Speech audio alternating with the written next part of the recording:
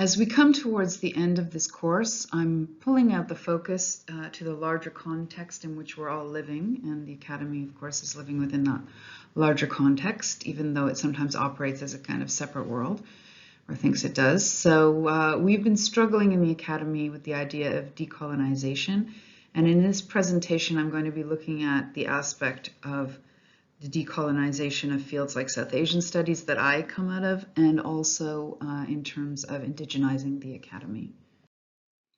I did talk a little bit at the beginning of the course when we looked at some of the founders of anthropology regarding the problematic aspects of the kind of language they were using and the larger constructs they were using of progress and so on in terms of categorizing civilizations and creating hierarchies between East and West and so on. So anthropology has actually, I would say, been at the forefront of this effort to decolonize, but many disciplines have been doing this, whether they really want to or not. So probably the most important person in my field of South Asian studies is Edward Said, who was a Palestinian Christian who taught and wrote in the United States.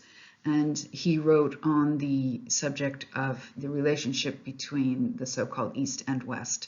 And so comparative religions really comes out of colonialism in the sense that as empires like the British and French went into Africa and went into India and into China and so on, they were bringing back the religious texts and their observations of those religious practices of the people that they were colonizing.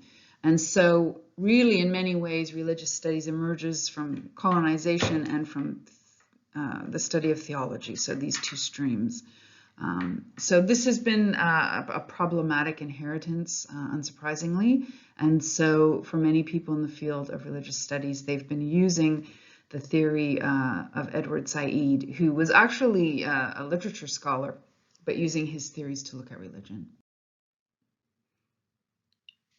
Edward Said's monograph Orientalism, that was published in 1978, fell like a bomb within many parts of the Academy, and we've been grappling with it ever since, and I've seen it over my career being applied into more and more into media studies, into film studies, and so on, and I definitely use it in my popular religion and popular culture course a great deal, and in my Eastern traditions course.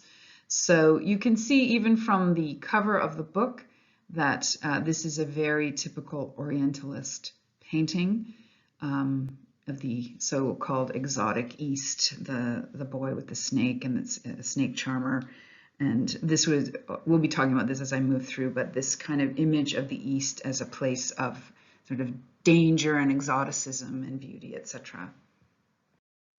This is a quotation from Orientalism. So Said writes, "Orientalism is a body and tradition of Western representations of the Orient, created in the context of Western political dominance over the Orient, which understand and master the inferior, inherently opposed Orient, and which bear more relationship to each other as a discourse than to the real diverse experience of people who live in the Middle East." So Said here is talking about the field of Orientalism, which originally only referred to what we would now call the Middle East, but which has come to mean just East Asia, South Asia, and the Middle East.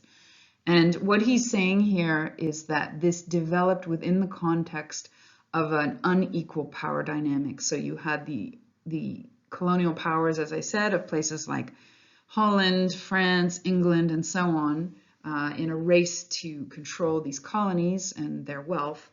And so these depictions of the so-called Orient were developed within the context of the West having this power to describe and power to interpret. And so he's saying this has nothing to do with the actual real experience of the people that live in the Middle East or in the larger Asian sphere. It has to do with the imaginings of people in the West. Said also takes up and expands the concept of the other that was developed by French philosopher Simone de Beauvoir in her very famous book, The Second Sex, that was published in 1949. So he talks about this idea that de Beauvoir developed of women being the other within Western society, and extends that out into the Orient. And so the idea that somehow there's this binary of male and female, East and West, and he develops it as a way of analyzing how the so-called East or Orient is often depicted in Western forms of media and discourse. As it played out historically, the idea of the other, both in the sense of gender, woman as other, and also the Orient as other, often came together. And so here is another very typical Orientalist style painting where we see an image of a so-called harem girl. This was a real favorite of a lot of romantic painters in Europe. So this highly sexualized picture of a woman who's supposedly a member of a harem. And you can see by the way she's being painted that this is a kind of what we probably now call a pornographic gaze. So she's exotic, she's beautiful, she's passively lying there. So the idea that Said develops that women and the East are equated, and so even men from the East are seen as being more feminine, as more passive, and so on. As I said earlier in the lecture, Said's theories have been taken up by many other scholars, often in the field of media. And so in terms of the way this comes into popular culture and then influences millions of people, can be seen through the images in film. And this is a whole topic unto itself, but I just wanted to give you one example here of this was a very popular film series in the 30s. And so the mysterious Dr. Fu Manchu. So this image of the dangerous, sinister, quote unquote, Oriental became a kind of staple of film and later television. Here we have another film from the same era, and in this case we again see that coming together of gender and Orientalism. So the idea of daughter of the dragon. So the Asian woman is dragon lady. So this becomes a kind of trope of fiction and cinema and television.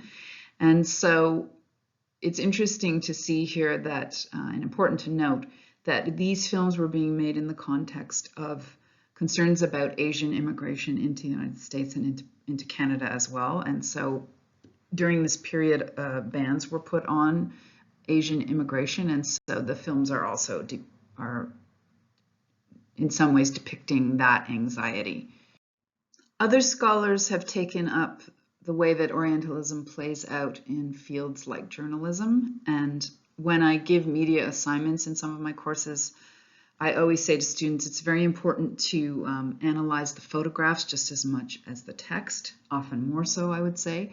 And the idea of reading media very critically is so important. And so I'm just giving one example of what would be thousands of examples of these kind of images. And so often when we're shown photographs of the Middle East or of India, we're shown crowd shots. And so often the crowd is shown in this way that you can see in the image here, which is clearly comes across as threatening and irrational and so on. And so somehow the idea that these countries, there's a kind of frightening irrational element in this. So we have to be very careful about looking at the way that media is portraying also particularly majority Muslim countries. And while they might not be writing it, how they're depicting it in the photographs is very important. Again, the coming together of gender and Orientalism has real world impacts. And here's a photograph again, crowd scene, people with their mouths open, their hands in the air and so on. And here a group of women all wearing hijabs. And this, as many of you will know, is playing out in our own country, in Quebec in particular, with its ban on the hijab and on other forms of religious symbolism being worn in the public if you work in the public sector. And this, we'll be talking about this more at the very end, but is clearly non-constitutional.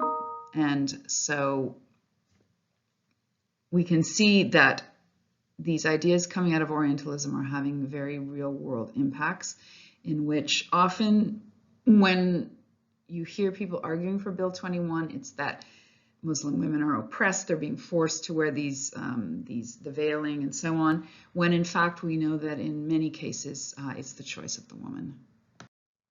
Another very important point that gets developed out of Said's original theory is the idea of affirmative and negative Orientalism. So I've been giving some negative versions of it, but there are also affirmative versions of it that are more about the exotic East, and I'll be giving some examples of that as we go through.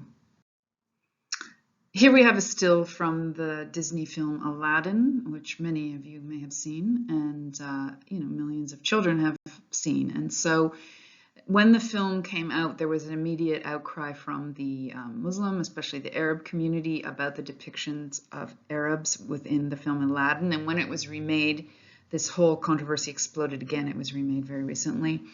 Part of the problem with the film is that it isn't really set anywhere. It's not a particular country, it's just sort of the Orient. And so the depictions tend to embody all the different stereotypes about the Orient. And so this has been an ongoing controversy around the film Aladdin, both versions of it. And here's an expression of Orientalism that maybe annoys me more than any other. And I mean, there's many to choose from, but and this one, people get very annoyed when you take it on because people love The Simpsons. And so there's actually a documentary made by a South Asian filmmaker about how Apu has haunted him and many South Asian people throughout their lives. So many of you will know this figure already. And so within the show, Apu is depicted in a very stereotypical way, as is his relationship with his wife, and with a very exaggerated accent that's actually voiced by a white American actor who just recently, after all these years, has finally admitted this probably is a very stereotypical and insulting version of Indian culture. So I introduced the idea of affirmative Orientalism, and I'm just going to give some examples now. So this one I find quite fascinating. So how Orientalism comes into decor. And some of you may have seen this. I certainly have. When you wander around a garden store, you'll see Buddhist statues, which when you step back and think about it, why would there be Buddhist statues in a garden store? It's very strange. And so I think this is what we need to do, is to start looking with new eyes at some of these things that we just tend to take for granted. And so here we have the idea of Zen, which is a very important sect of Buddhism, being taken completely out of context. And now you'll often hear people say that was very Zen. So it's become almost a descriptor of being calm and relaxed. And so this bedroom, as you can see, something sort of a bit Japanese about it. So the idea that these ideas from religion can be taken into things like decor and just used completely out of context is a typical aspect of affirmative Orientalism. Just ending this section on a more positive note, I did want to point out that there are increasingly alternatives in the media in the way that the East, quote-unquote East, is being depicted. And so one example is a series that was adapted from the book called A Suitable Boy, which is now available on CBC Gem if you're interested. I've been watching it every Sunday. And so the book is amazing. It's very long, so it's a bit hard for the series to be as detailed as the book, obviously, but still it's capturing India just post-independence in 1951 through the eyes of a young woman whose mother is trying to get her married to a suitable boy. Another sign of positive change is the series Sort of, which was developed by the CBC and again is available on CBC Gem if you're interested in, and it's getting a tremendous amount of attention internationally as well. And so apart from just the joy of seeing a Canadian city representing a Canadian city instead of being a stand-in for somewhere in the States, we also have the story of a Muslim trans person who's making their way through Canadian society and really overturns so many stereotypes along the way. And also it's just a really, really funny, really charming show, so I highly recommend it. So we can see changes are happening, and certainly within the Academy, we're seeing many people are trying to deconstruct that idea of developing a religious studies program around East and West. Now, interestingly, our LCT still has those two courses. We've had a lot of discussion in the faculty about whether that is the appropriate way to do it. Certainly the rest of our courses don't break it up into East and West like that. So that's an ongoing conversation that we're having, but certainly for the majority of my courses, I try to bring in examples from a variety of the world's traditions throughout, rather than creating that kind of binary between Eastern and Western traditions. In response to the Truth and Reconciliation Commission's call for the decolonizing of the curriculum, this has also been a very important aspect of the way that universities in Canada are attempting to address that call from the TRC. And so we've had a number of different meetings, and we've had Dr. Cindy Pelche trying to help us decolonize the curriculum. So a number of years ago, we did a whole university curriculum scan, and each department took part in that and with the idea of trying to include more and more Indigenous content within all their courses. So obviously a very important part of decolonizing the curriculum is that inclusion of Indigenous content, but not just content, that idea of also engaging different forms of knowledge. So inviting elders and other knowledge keepers to come in to speak to our courses. I've had that on numerous occasions. And that is a completely different experience for students, to be able to hear about the religion from an elder, and also to participate in rituals being led by an elder. So this is an ongoing process. You are no doubt aware that more and more people are giving land acknowledgements. Now, there is some concern with that becoming just kind of lip service, and I share that concern. But as somebody who grew up not knowing, having no idea of the treaty that I lived on, I still think this is so important to engage with the history of the place that we live or were born on, or both, and the treaties that are still in place. Alongside with these efforts is the ongoing resurgence and revitalization of Indigenous cultures in Canada. And so much of what's happening is being driven by those communities themselves. And so we're seeing works like Decolonizing and Indigenizing Education in Canada, edited by Sheila Coate-Meek, and she actually came and gave a virtual lecture at Nipissing. So it's very important also that it take place within our context, which is very specific with our history of treaties and so on. And another important work is Braiding Sweetgrass, which I'll talk about at the end. And also a number of works have been coming out that discuss the idea of unsettling the settler. And of course, this is very important because this decolonizing process can result in people becoming very defensive, people from non-Indigenous backgrounds becoming very defensive. And so I think it's very important to recognize that this process for settlers in Canada will often be uncomfortable, and that's just a necessary part of this ongoing process of reconciliation and justice and so on. I wanted to end this presentation by just talking a little bit about this work of Robin Wall Kimmerer called Braiding Sweetgrass that was published in 2015. And so this became a huge bestseller. I know many people now who have read it.